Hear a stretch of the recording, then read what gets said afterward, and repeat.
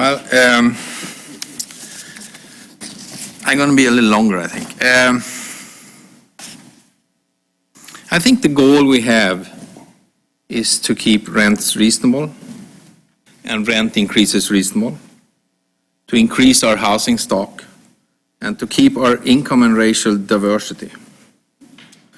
Unfortunately, the facts from an overwhelming number of rent control studies point to the opposite. And even a rent freeze is rent control. We start sort of, even if it's just for a year, it sort of sets things in motion. And there has been an untold number of studies of the effects of rent control. And one of the most recent one is from Stanford that looked at San Francisco in detail. Actually, they looked at individual levels. And that showed the same as all other studies have shown.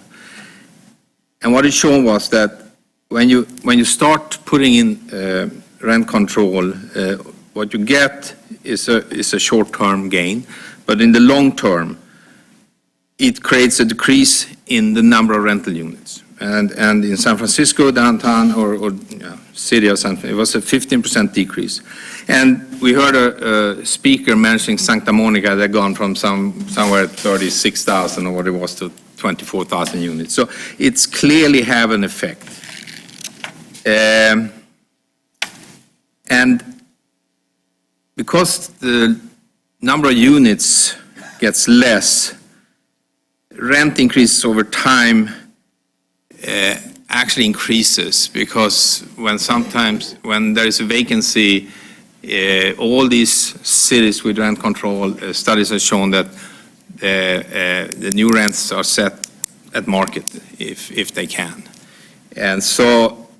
And that is the reason, if we look at, so Culver City haven't had rent control, Santa Monica have had, West Hollywood have had, LA have had, and we are actually lower than most of those cities. Our average rent is lower compared to the average rent in Santa Monica, West Hollywood, and LA.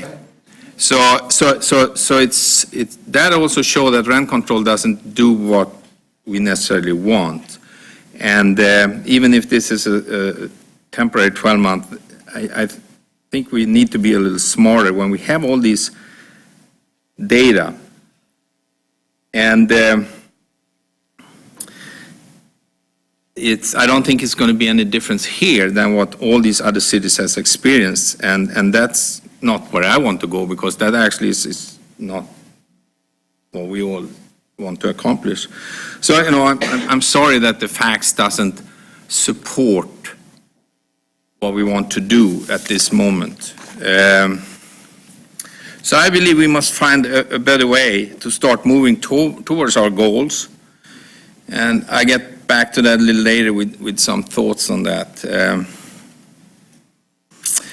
To talk about the details here now, the temporary ordinance that we have in front of us is massive in its details. And, it came out last Thursday, and, it's hard to digest. I read it a number of times, and I'm still sort of not clear of and understanding all the mechanisms that are put in there. So I understand the concern from a lot of people who say this. The details came out on Thursday, and normally, to be true to our common goal of transparency, normally we then balance all these different opinions by giving more time so we all can work through all these issues that have been brought up. And I think that, one thing is you come in a tenants, landlord, housing advocates, an expert type of group who can sort of comment on this. Because even a temporary freeze is rent control, it's a cap. I want to say I don't have a problem with a cap. It's where it should be, maybe. And then when we talk about urgency, well, it's not really, the way I see it is, it's not really an urgency in the sense that the argument that are used in the findings, all of them, most of them really turns out to be related to a lack of housing. So if the findings are based on that we don't have enough affordable housing, we don't have enough of workforce housing, and rent goes up because there isn't enough of housing and so on, it all comes down, the findings all comes down to housing. Well, all data points to what we intend to do then actually makes the problem worse, because we might see mom and pops now sell, and then that gets torn down and we get sort of a 4-unit condo complex or something instead. So it actually has the potential in a very short time to make the problem worse. So the findings are not really supporting what we suggest to do.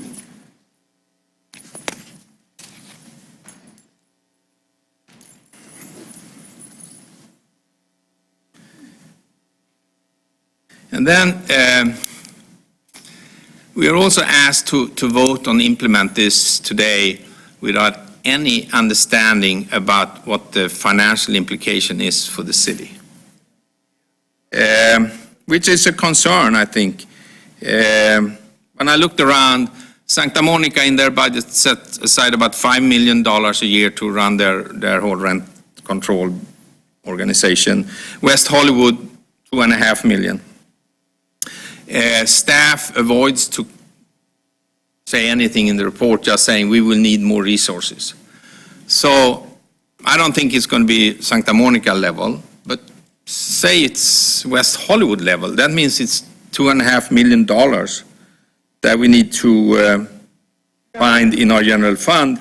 And to give it a perspective then is that our total Section 8 budget is $1.8 million.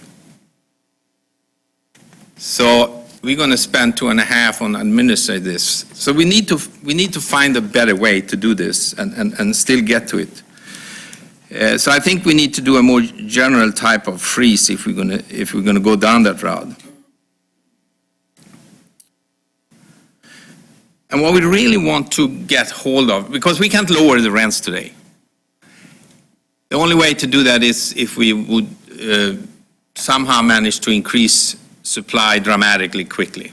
And we might be able to do that by changing our fees structure or encourage development with density, higher density and so on. But still, what we really are after is when someone gets the unreasonable rent increase. And I think we all agree on that. You know, if someone gets more than 10% rent increase, I think that's a little tough. If there isn't specific reasons for that, which sometimes happens when someone sells their building and the new owner buys and take out a loan and the building is sold at market value, right? So suddenly their cost is a lot higher. And I think that's where we see the dramatic increases. But I still think that it becomes unreasonable when it's about 10%. And there, you know, I know that Mr. Lee at the candidate forum March 3rd, I think it was 2018, basically a range of 3 to 10% rent increase is acceptable for some people and too much for others. And I think that's a correct statement, right? So we need to figure out a means test in this also, because it doesn't make sense that we give people who make $250,000 and happen to sit in a building that's built before February 1995 to get these benefits. It's sort of a waste of benefit in a sense, right? So there is a lot of these issues that I think that what's in front of us is a very sort of one size fits all, and it actually has been shown it doesn't really do what we want. So Long Beach has put in 10%, Glendale 7%, and other cities has 5%. So I think that, 5 to 7% threshold, and if someone raises the rent over that and people need to move, there should be a quite heavy relocation compensation. I don't have a problem with that. I think that's fair. And the the interesting thing is Long Beach managed their program with only one employee. And having a 10% threshold, the average rent in Long Beach has not gone up with 10% year over year. So there are some, consciousness among property owners. So I think we need to look at this a little more intelligent. We need to figure out a cap that mom and pops can live with, because they are the fabric of our city. They provide most of our low and affordable housing units, and we don't want to hurt them.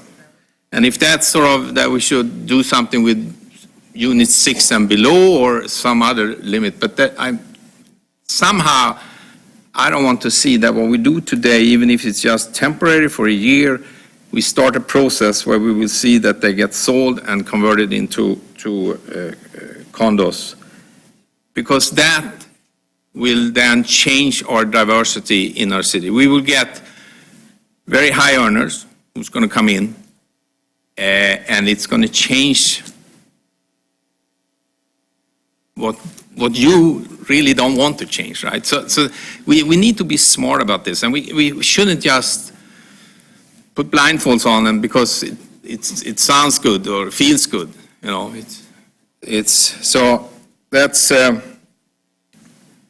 so therefore I really think that we need to work a little more, and we heard a lot of suggestions about there are unclear stuff, there are issues in this ordinance. Some people want it strengthened here or taken away there, and others want to change the rates or the relocation fees and everything. So the implementation day will stay. It's still going to be June 11. So if we take a little more time and actually try to work a little smarter on this, so we don't spend an enormous amount of money to administer this, and put something in place where we actually get the landlords to buy in. And I don't know where they buy in, but I'm sure they will, at 5%, 6%, somewhere. And we have a cohesive consensus in the city. I think that has an enormous value for going forward during the year when we're going to have this discussion, instead of creating sort of a wedge issue where it's sort of hostile and it's sort of black and white. I don't think the issue is black and white. So that's, I'm going to stop there. I have a lot more, but